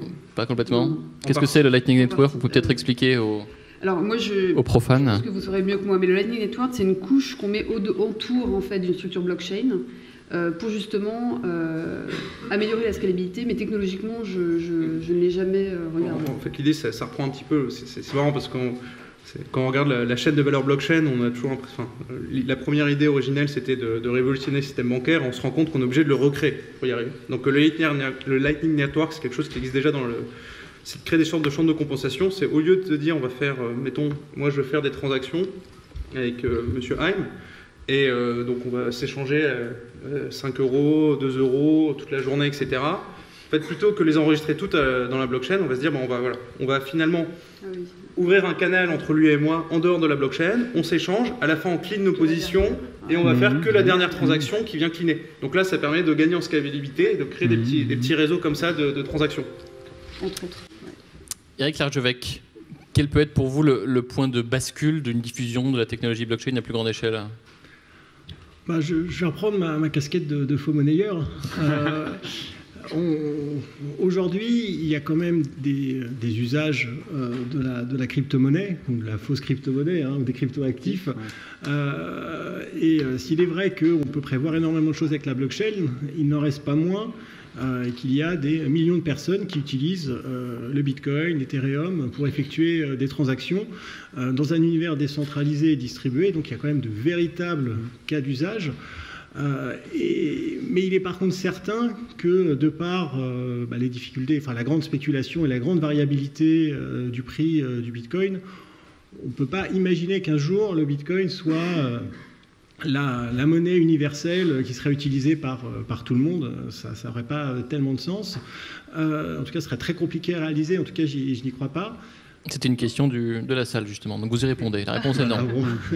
Par contre, on peut peut-être réussir à avoir une adoption de masse des technologies blockchain et donc de la crypto-monnaie, puisque à la base, quand même, il s'agit de faire des transactions et de pouvoir faciliter les transactions entre personnes ou entre machines, peu importe, par l'introduction de ce qu'on appelle le stablecoin, qui est à mon avis un des grands sujets des mois à venir. Et si vous voulez une prédiction, c'est que l'adoption de masse de la technologie blockchain et de la crypto-monnaie va se faire par ces fameux stablecoins. Alors qu'est-ce qu'un stablecoin? C'est l'émission d'une crypto-monnaie qui va être indexée sur la valeur d'un actif réel et concret, qui pourrait être par exemple l'euro ou le dollar ou alors de l'or. Et si on prend l'exemple de l'euro, ça reviendrait en fait à émettre de la crypto-monnaie appelée crypto-euro. Donc ça pourrait être le travail de banques de détail qui aura la possibilité de créer et d'émettre cette crypto-monnaie, qui du coup répondrait à toutes les exigences réglementaires, mais qui aurait l'énorme avantage de pouvoir intégrer, on en a parlé rapidement tout à l'heure, la capacité d'effectuer des contrats, ou plutôt de pouvoir programmer la monnaie. C'est-à-dire imaginer un euro dans lequel vous pouvez avoir des décisions qui sont intégrées nativement dans le paiement. Et donc, si on reprend ensuite des cas d'usage qui ont été évoqués tout à l'heure, comme la supply chain, s'il y a à un moment la passation d'un objet physique de A à B, que cela doit générer un paiement, on peut le faire directement au niveau de l'euro, c'est-à-dire comme s'il faisait un virement qui intègre directement des instructions. Et donc, il y a des initiatives de stablecoin qui sont de plus en plus nombreuses. On en voit aux États-Unis, on en voit en Europe. Et là, on pourrait imaginer avoir des cas d'usage assez concrets qui pourraient avancer rapidement, puisqu'il y aurait à la fois le bénéfice de la technologie blockchain qui permet ces échanges décentralisés, et de l'autre côté, une monnaie qui pour le coup serait plus une fausse monnaie, mais une monnaie qui pourrait plus facilement résoudre les problèmes réglementaires que l'on rencontre aujourd'hui sur les cryptoactifs type Bitcoin. Donc je pense qu'on va voir un petit peu deux voies. La voie du Bitcoin qui va continuer, ce qui résout un problème qui est très différent, qui est la confiance en fait dans les États et dans les institutions. On a besoin d'avoir un contrepoids. Mais de l'autre côté, on va pouvoir avoir le développement de ces crypto-monnaies euros ou dollars qui vont pouvoir répondre à des problématiques très concrètes et qui pourraient être utilisées par monsieur et madame tout le monde. Philippe, vous vouliez réagir avant qu'on passe à la réglementation. Juste un élément juste pour rebondir sur votre point. et ce n'est pas contradictoire avec tout ce que j'ai dit. Il y a aujourd'hui des projets consistant à utiliser justement la blockchain de la part de banques centrales comme support de la base monétaire. Donc aujourd'hui, vous avez des projets très officiels, très sérieux de la Venezuela, banque. par exemple, c'est ça? Non, mais en Suède, en Norvège, consistant en fait à remplacer la monnaie scripturale,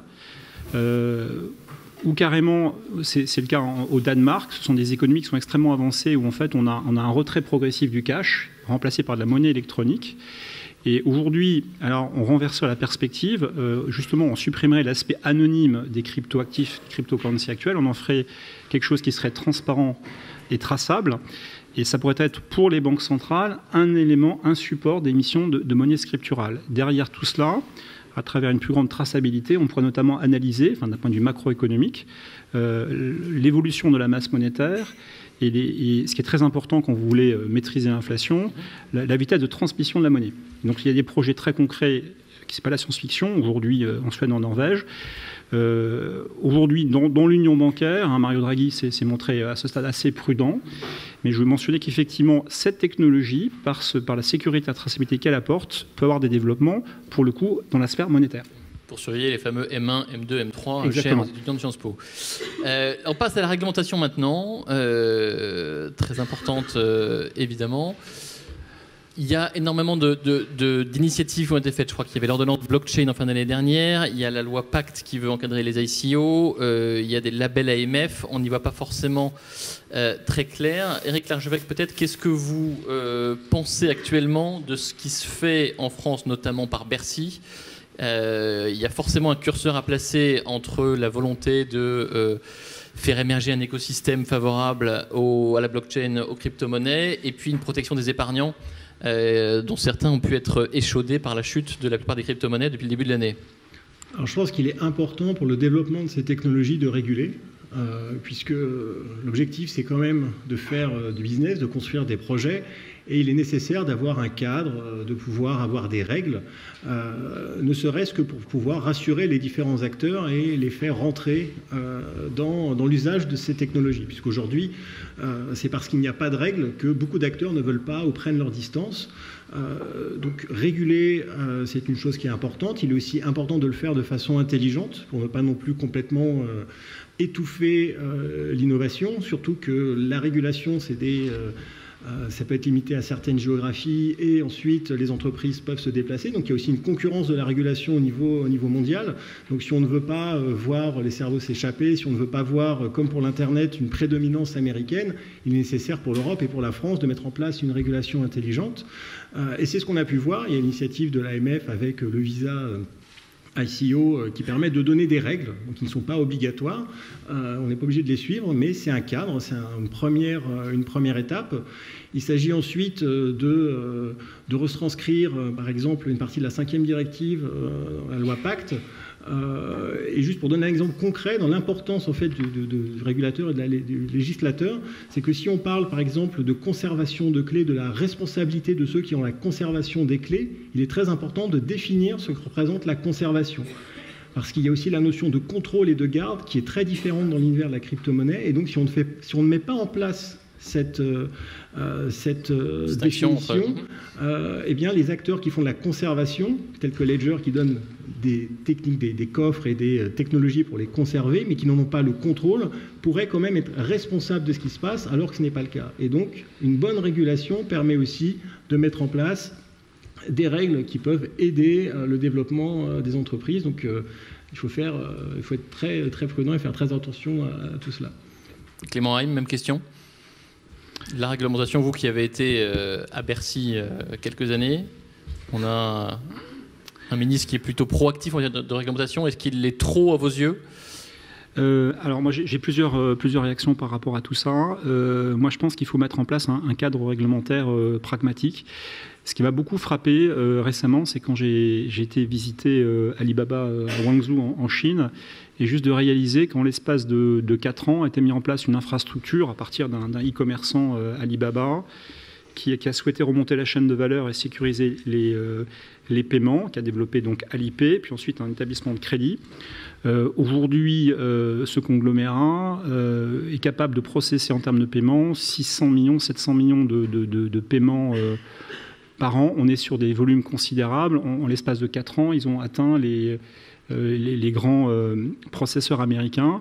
Et tout ça, ça a été rendu possible car un cadre réglementaire qui était pragmatique. Et je pense que précisément en France, il faut trouver le bon équilibre entre la réglementation, évidemment, qui protège les épargnants, qui s'assure de la traçabilité des flux, en même temps qui ne décourage pas l'initiative.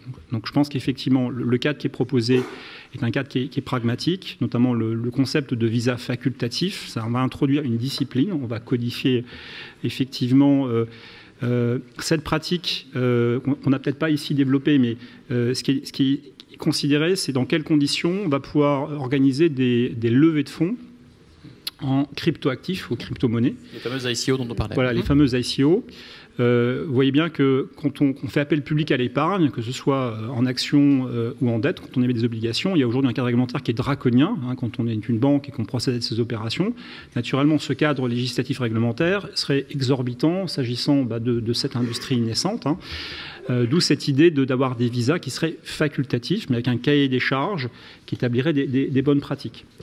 Alors juste pour donner une idée sur les ICO, il y en a eu pour un volume au niveau mondial d'à peu près, on a levé 10 milliards équivalent euros en 2017, on est passé à 20 milliards en 2018. Il faut comparer ça à une levée de fonds au niveau mondial en equity et en dette de 800 milliards. Donc ça reste petit. 40% des opérations ne vont pas à leur terme. Les opérations unitaires sont moins d'1 million d'euros de dollars, mais ça progresse assez vite. Donc c'est un élément naturellement qui est intéressant et il faut trouver encore une fois le cadre adéquat. Et je crois que l'enjeu c'est de faire en sorte que la place financière de Paris puisse être un terrain de développement de ces technologies. Oui, Clément Tegui, même question. Je voulais juste rebondir. Je pense que l'ordre de grandeur de comparer des levées de dette ou de l'equity de 800 milliards, c'est pas forcément tout à fait bon parce que donc ICO, pour ceux qui savent pas ce que c'est Initial Coin Offering. Donc ça serait le pendant en token d'une IPO, donc d'une introduction en bourse. En fait, c'est pas vraiment la même chose parce que lorsqu'on va faire une ICO, on va vraiment être dans la vie d'une entreprise, ce qu'on appelle en early stage. Donc vraiment des investisseurs de type venture capital. Donc là, les montants de levée dans le monde pour des entreprises en venture capital est beaucoup moins élevé que 800 milliards, je pense. Mais en tout cas, ce qui est important lorsqu'on parle de la réglementation de l'AMF, c'est que voilà. Donc l'ICO, c'est la démocratisation du venture capital. Donc c'est donner au plus grand nombre la possibilité d'investir dans des startups avec des projets innovants. Donc pourquoi c'est avantageux pour l'investisseur et pour le consommateur, l'ICO? Alors d'une part, pour l'entrepreneur, c'est plus facile donc, de lever finalement 1 million d'euros en demandant 1 euro à 1 million de personnes que 2 fois 500 000 à un fonds de venture capital. Donc ça permet de faire baisser un certain nombre de barrières pour des jeunes entreprises pour trouver facilement des fonds et pouvoir ensuite utiliser ces fonds pour se développer. Pour l'investisseur, pourquoi c'est intéressant? Parce que c'est vraiment une démocratisation de l'investissement en VC. Donc il n'y a plus besoin d'être professionnel pour pouvoir bénéficier de la croissance qui est portée par des entreprises très innovantes. Donc ça, c'est les avantages. Mais en face de ces avantages, il y a nécessairement des inconvénients. Et l'inconvénient, le premier, c'est que en fait, le venture capital, c'est un métier risqué, avec des personnes qui sont formées pour ça, avec un milieu des affaires qui est structuré autour de ça, donc avec des due diligence financières et stratégiques qui permet d'évaluer les risques de chaque projet. Or, l'information qui est émise lors d'une ICO, donc les fameux white papers, ne permet pas de mesurer pour un investisseur particulier non initié au milieu de la finance, de mesurer les risques d'investissement. Donc le but de l'AMF à travers de ce passeport, c'est à mon sens voilà, de donner les clés de compréhension aux investisseurs particuliers pour pouvoir mesurer les risques. Mais donc nous, on a pu participer avec Accuracy aux tables rondes de l'AMF pour pouvoir déterminer quelle est la législation à mettre en place. On était très favorable au passeport parce qu'en fait, c'est quelque chose qui est basé sur la base du volontariat, où c'est une entreprise qui peut prendre la possibilité d'aller voir l'AMF pour avoir un passeport. Et une fois qu'on a ce tampon AMF, on est censé avoir des comptes qui ont été audités, mais également un business plan qui a été validé, une faisabilité du projet. Donc ça a pour but de rassurer l'investisseur. Mais ce qui est bien, c'est que c'est sur la base du volontariat, donc ça ne crée pas un cadre trop rigide, parce qu'encore une fois, c'est un écosystème qui est très jeune, qui a encore besoin de beaucoup d'innovation, de beaucoup d'argent investi et de temps pour pouvoir faire émerger des solutions avec des utilisations vraiment prégnantes. Mais donc c'est pour ça que c'est bien le passeport, parce que c'est à la fois flexible et en même temps ça apporte une certaine sécurité. Alors, avant de laisser Olivier Babot conclure, quelques questions dans la salle auxquelles vous pouvez répondre. La non-gestion de la liquidité a failli faire sauter la planète en 2008. Est-ce bien raisonnable de repartir sur un système aussi volatile? C'est justement parce que la planète a failli sauter que le Bitcoin est apparu. S'il y a un effet de balancier, une défiance dans les institutions, et c'est tout simplement une réponse. Donc je pense qu'au contraire, c'est un peu une soupape de sécurité qui montre que si le Bitcoin existe, c'est que le travail des institutions, fait par les institutions, n'est pas parfait. Et donc ça permet à tout à chacun d'avoir justement un petit peu cet effet de balancier, de pouvoir avoir une réponse différente. C'est né là-dessus. Il y a beaucoup de questions, je vais en prendre une seule sur la question énergétique qu'on n'a pas évoquée, mais qui est évidemment très présente. La technologie blockchain est-elle soutenable d'un point de vue énergétique et environnemental? Clément veut répondre. Pour moi, c'est un faux débat. Parce que, encore une fois, comme on a expliqué, le proof of work, les 10 minutes, la puissance de calcul, c'est purement artificiel et ça peut être régulé. Et je vais reprendre... Le minage demande de l'énergie quand même. Le minage demande de l'énergie, mais ce minage peut être optimisé. Parce qu'encore une fois, c'est comme si on disait, bah non, regardez, une voiture en 1920, ça marche pas. Ça consomme tellement de litres au 100 qu'il n'y aura jamais assez de réserves de pétrole. On se rend bien compte qu'il y a une évolution technologique qui permet aujourd'hui, pour une puissance énergétique de la même voiture, de consommer moins de pétrole. Donc en fait, il va y avoir une évolution technologique qui fait qu'à terme, il y aura une consommation énergétique moindre. Et surtout, il faut comparer ce qui est comparable. Je pense que si on compare le réseau Bitcoin à l'ensemble du réseau bancaire, donc c'est-à-dire Visa, tous les cartes bleues, mais aussi également toutes les tours qui consomment de l'énergie, les salles de marché, etc., je pense qu'on est sur des ordres de grandeur largement comparables. Une question philosophique, on va dire. Je vais vous la poser, Aurélie Jean, ça va être pour vous. Je ne suis pas philosophe. Je veux bien. Non, mais vous êtes experte Sapiens, c'est pour l'Institut Sapiens. Il semble que la blockchain rende le pouvoir à l'individu et le pousse à la responsabilité dans ses agissements, évitant le surplus étatique, je cite. La blockchain n'est-elle pas par essence consubstantielle d'un regain de liberté et au service de l'idée libérale? Pouvez-vous répéter les questions? Donc, vaste question, vaste sujet. Est-ce que c'est la victoire des libéraux, des libertaires? Alors, c'est intéressant. Alors, plusieurs choses. Donc, moi, j'ai une tendance assez libérale. Donc, c'est vrai que pour moi, la blockchain, c'est un phénomène sociétal fort. Donc, je suis technologique, donc j'adore, je suis passionnée par la technologie, mais c'est un phénomène sociétal fort. Pourquoi? Moi, je crois que l'innovation, elle est à plusieurs échelles, et je crois beaucoup à l'innovation par l'individu. Et en cela, la blockchain est le parfait exemple. Et c'est en cela où la réglementation est également intéressante à explorer. En tout cas, elle est nécessaire tant qu'elle ne freine pas l'innovation, mais qu'elle l'encourage et qu'elle est un catalyseur. Donc ça, c'est important. Et surtout, ça traduit un phénomène qu'on a toujours vu dans l'histoire, c'est-à-dire que la loi est toujours arrivée en décalage par rapport aux pratiques sociales. Elle est très conservatrice. Et là, c'est un exemple parfait. Et je crois que la loi est nécessaire. Et donc, elle va intervenir. Mais pour reprendre cette idée, donc... Moi, j'aime bien cette idée de l'individu qui est le centre de l'innovation parce qu'en fait, on est souvent très proche de l'applicabilité d'une innovation et des besoins. Et voilà. Cela étant dit, à mes yeux, ça ne peut pas vivre seul parce que je crois aussi à certaines réglementations tant qu'elles sont un catalyseur et non un frein pour l'innovation. Et comment faire? Et c'est le comment qui est intéressant. C'est qu'il faut qu'il y ait un partenariat fort entre les législatifs, les parlementaires, mais aussi les gens de la technologie, les gens qui utilisent ces technologies comme les banques, quelqu'un comme Philippe, enfin voilà. Il faut pour, d'une part, définir, certes, les vides juridiques, c'est à ça qu'on pense tout de suite, mais on ne pense pas assez au vide technologique. Et j'insiste fortement, il faut faire une analogie forte, c'est-à-dire que, je prends un exemple, je te donne souvent cet exemple parce que pour moi il est flagrant. Aujourd'hui, lorsqu'on parle de droit à l'oubli, on ne définit pas comment effacer une donnée. Explicitement, technologiquement parlant. C'est un vide technologique. Il y a plein de manières d'effacer une donnée et en fonction de la manière dont on efface la donnée est toujours là ou pas. On y a accès ou pas, mais voilà, ce sont des nuances technologiques qui sont importantes à comprendre pour écrire une réglementation qui encourage et qui ne freine pas l'innovation. Et j'en suis persuadée. Et donc oui, étant assez libérale, donc j'aime bien l'idée que l'individu soit la source de l'innovation, mais je pense aussi que pour que ça soit une harmonie et pour minimiser les risques, et voilà, la réglementation doit être faite, mais elle doit être faite intelligemment par les bons acteurs et avec un bon chef d'orchestre. Voilà. Ça fait une très bonne conclusion. Merci beaucoup Aurélie. Merci à tous. Vous pouvez les applaudir.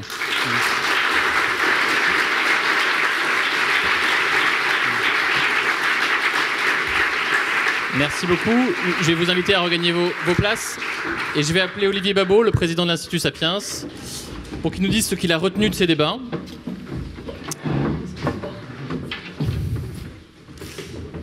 Olivier, à vous la parole. Merci Guillaume.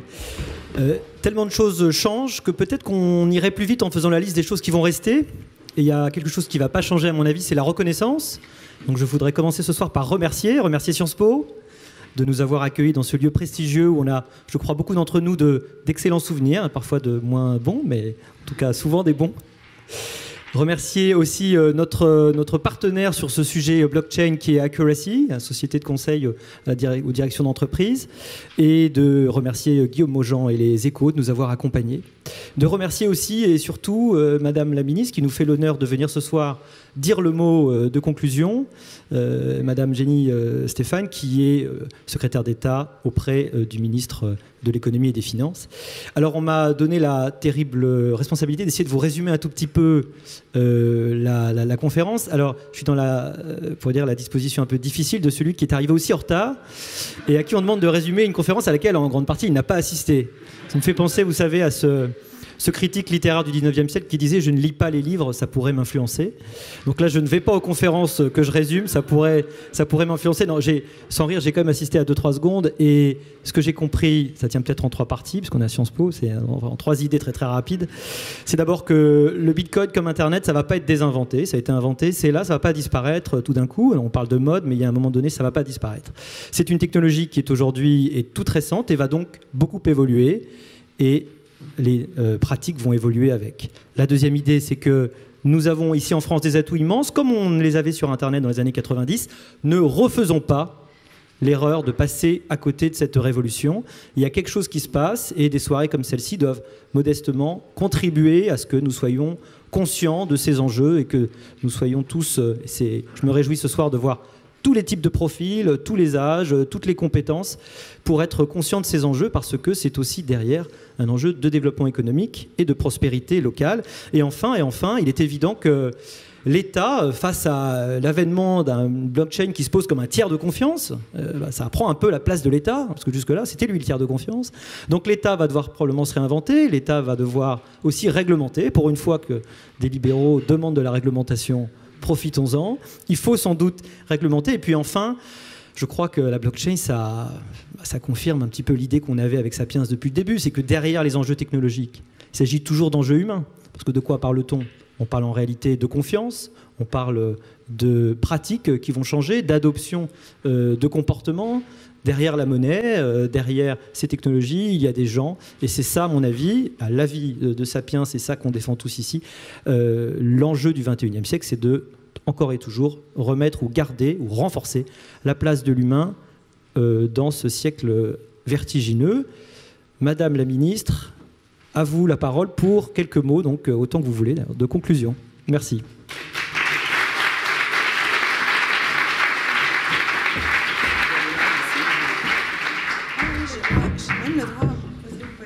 C'est gentil. Merci beaucoup. Merci de l'invitation et bravo pour le choix du thème de la série de conférences. Ce sujet de la blockchain qui est passionnant et je suis heureuse de voir l'affluence ce soir. Alors pour parler spécifiquement des crypto-monnaies qui sont le thème de ce soir, je voulais commencer par une question que je me suis un petit peu posée, je ne sais pas si elle a été posée ce soir, c'est est-ce que les crypto-monnaies vont rendre obsolètes les monnaies fiduciaires ? Et est-ce qu'elles vont rendre les États inutiles ? Alors je pense, je ne sais pas si vous avez débattu ce point, mais je pense que nous n'en sommes pas là, puisque les crypto-monnaies ne remplissent aujourd'hui aucune des 3 grandes fonctions de la monnaie. On ne les emploie ni comme véritable instrument d'échange, ni comme unité de compte, ni comme réserve de valeur. Et donc les monnaies conventionnelles ont encore de beaux jours devant elles. Cela ne signifie pas que nous ne devions pas prendre les technologies crypto au sérieux. Et je pense que les cryptos méritent un cadre de réflexion spécifique. C'est bien l'objet de nos débats de ce soir, qui concerne un sujet qui n'est pas facile. Et il est important que tous les acteurs et les experts réfléchissent sur ces questions. Pour ma part, je me contenterai de vous présenter l'approche des pouvoirs publics, très modestement, mais il y a eu en effet une réflexion, des travaux sur cette thématique des cryptos. Et cette approche, je voudrais la résumer en 3 mots, puisqu'on va rester sur le rythme ternaire: protection, ambition et pragmatisme.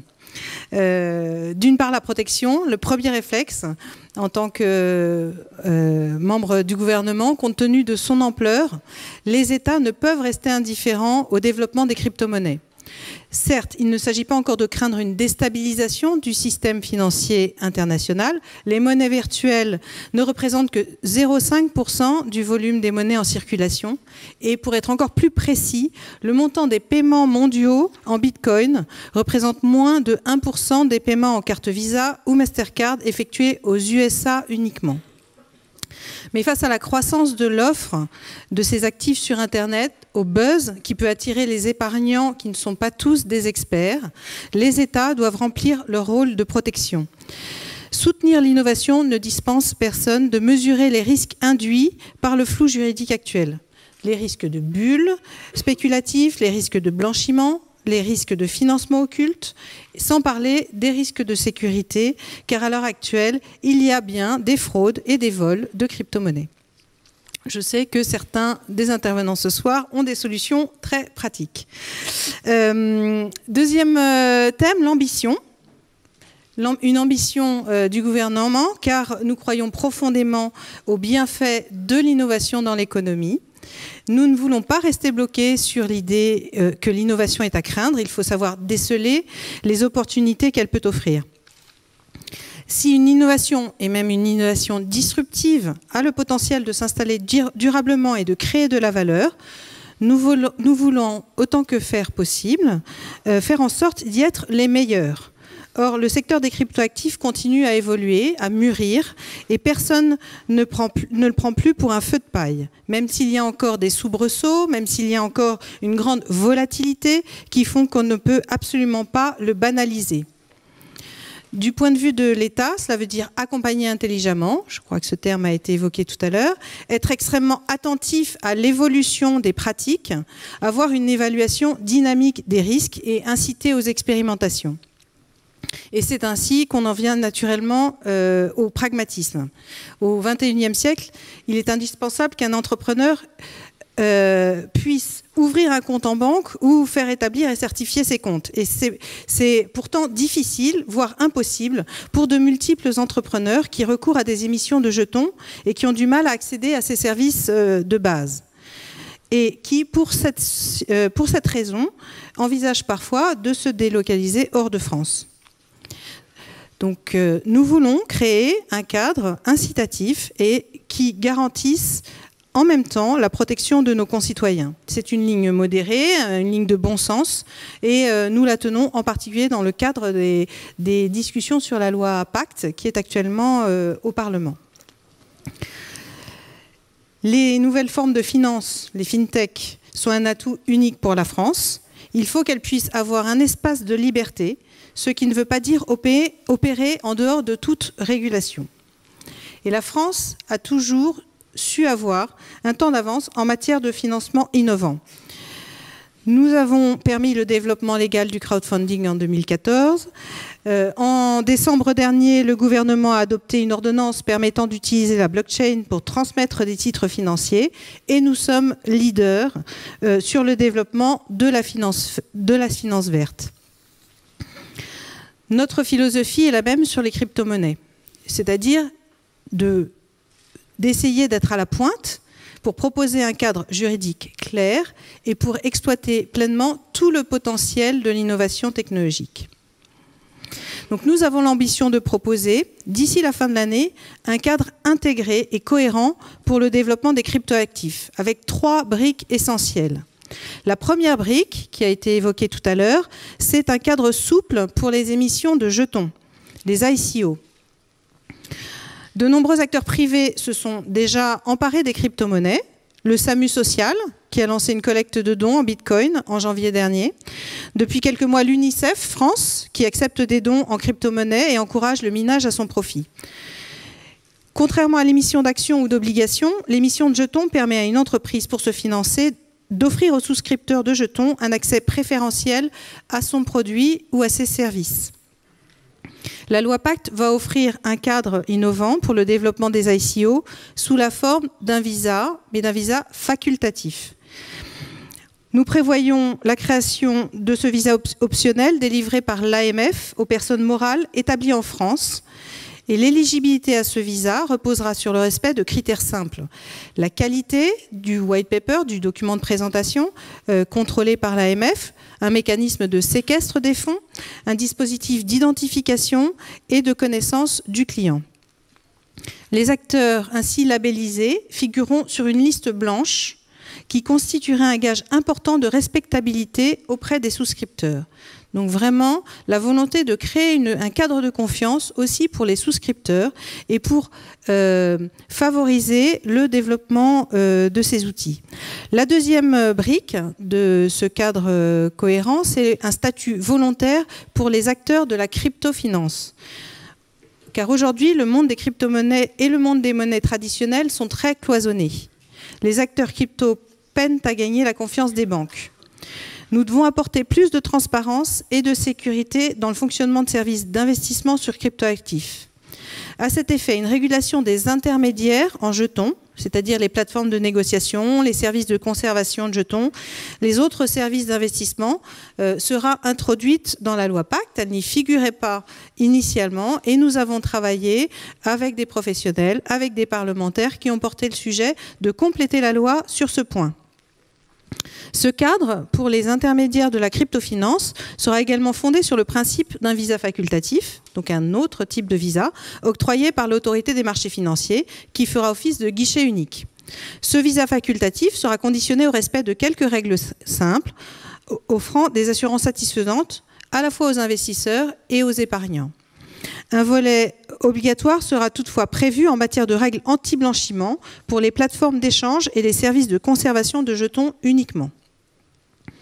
Ce dispositif vise à apporter les assurances nécessaires en matière de protection des investisseurs, de transparence des flux. Cela favorisera l'accès de l'ensemble des acteurs aux services bancaires de base. Ainsi, dans le cadre des débats parlementaires sur la loi Pacte, un amendement a été adopté qui aidera les émetteurs d'ICO ayant obtenu le visa AMF à ouvrir un compte bancaire dans les banques françaises. Et enfin, troisième brique, indispensable pour le développement de ces outils, c'est le cadre fiscal et comptable des cryptoactifs, c'est-à-dire un cadre attractif pour que en France, ce type d'activité puisse s'installer et soit finalement favorisé par rapport à d'autres, ou au moins sur un pied d'égalité avec d'autres places financières. Il y aura donc l'objectif pour cette fin d'année de mettre en place ce cadre comptable et les travaux sont déjà en cours donc nous allons préciser les choses afin que dans le courant 2019 nous ayons donc ces trois briques complémentaires de fonctionnement des marchés des cryptoactifs et des émissions de jetons en France. Voilà, donc beaucoup de travail sur ces sujets et un grand intérêt de la part du gouvernement. Et je pense qu'on a beaucoup avancé au cours des dernières semaines.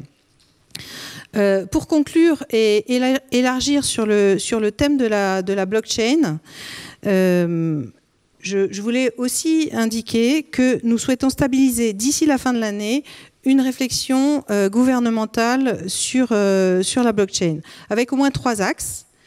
La façon dont l'administration pourrait elle-même utiliser la technologie blockchain, la diversification des usages de la blockchain dans tous les secteurs de l'industrie et des services, et le développement d'une offre d'enseignement supérieure en rapport avec cette technologie qui aujourd'hui n'est vraiment bien représentée qu'au sein du pôle universitaire Léonard de Vinci.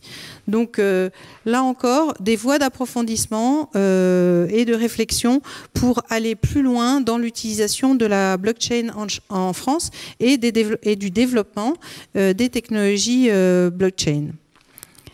Nous continuons à mener ces réflexions de manière ouverte. Nous sommes preneurs des bonnes idées, évidemment des conclusions et des échanges de ce type de conférences.